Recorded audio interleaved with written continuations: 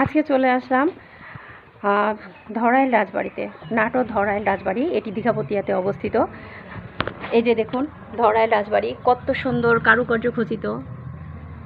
হাত টাচ করার সাথে সাথে সব যেগুলো কাজ করা হয়েছিল এই জমিদার বাড়িতে আস্তে আস্তে খুলে যাচ্ছে। অনেক দিন হলো কাজ করা। তো 1904 সালে নির্মাণকৃত এই ভবন, এই জমিদার বাড়িটি 1904 সালে নির্মিত হয়েছে।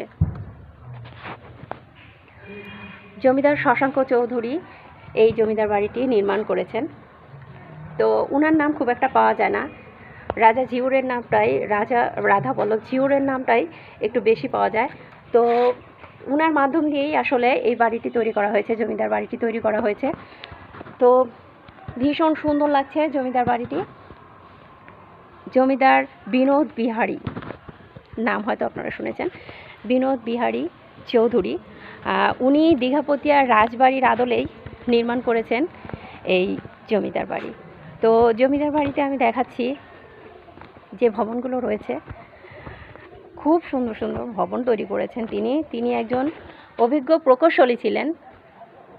রাজা জমিদার আসলে এত সুন্দরভাবে, রাজা জমিদারেরা এত সুন্দরভাবে সব কিছু তৈরি করেছেন, আসলে দেখার মতো পরিবেশ। তো এর পাশে রয়েছে দোতলা ভবন, দোতলা ভবন রয়েছে যেখানে আসলে রানী চুল শুকাতেন। এই যে এই দোতলা ভবনে রানী চুল শুকাতেন। আর আরেকটা বিষয় হচ্ছে জমিদার বিনোদ বিহারী একজন অভিজ্ঞ প্রকৌশলী ছিলেন। তিনি আসলে ওনার অর্ডারেই এই নির্মাণ কাজগুলো তৈরি করা হয়েছে। দেখুন কত সুন্দরভাবে তৈরি করেছে। গেটের ডিজাইন দেখছেন কত সুন্দর। আসলে এই দোতলার উপরে আমি দেখাচ্ছি,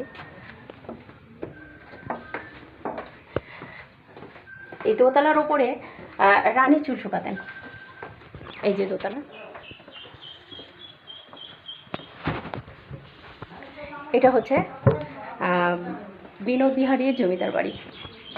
তো দেখতেই পাচ্ছেন কত সুন্দর পরিবেশ। তো দেখা হবে আপনাদের সাথে পরবর্তী ভিডিওতে। টাটা।